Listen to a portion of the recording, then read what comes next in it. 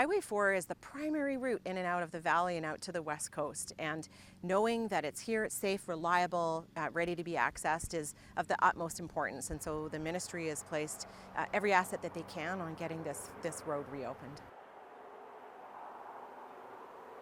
The discussions about an alternative route are really important. We know Highway 4 is always going to be the primary route in and out of the area, but I think the wildfires really demonstrated that emergency access and secondary access is really important to the valley and to the west coast. So for people to be able to move in and out, for supplies to come in and out, for medical transportation, all of the things that people depend on for our quality of life here. So those discussions are ongoing and have been happening in the past, but now we've got a renewed focus on it. I have been on the Horn Lake route, the secondary access opportunity there. Of course, it's a private road right now that's owned by a forestry company. We're grateful to Mosaic because they've made it available for emergency responders, to island health personnel, but it is a gated route right now.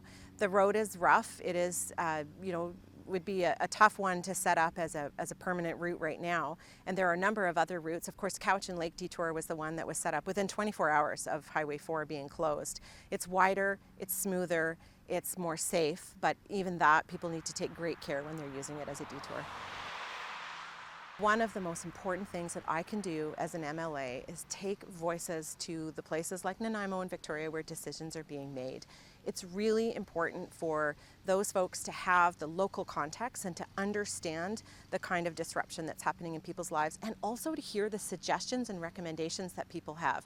So we've been able to speak directly with the Ministry of Transportation. Of course, I've spoken directly with the Minister himself too, about improvements that are both large and small in our communication, in the way that queuing happens at the closures right now, and then again, this really important conversation about emergency access and secondary access into the valley.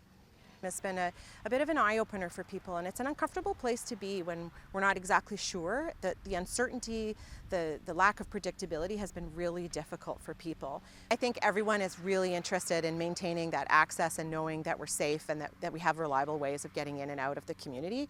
People care loudly sometimes, people care in different ways, but the important thing is the way the city, the regional district, the fire departments, the Ministry of Transportation, the forest companies, everybody has pulled together to do everything they can to get this road reopened. I encourage anybody to write us directly at the MLA office. It is josie.osborne.mla@leg.bc.ca.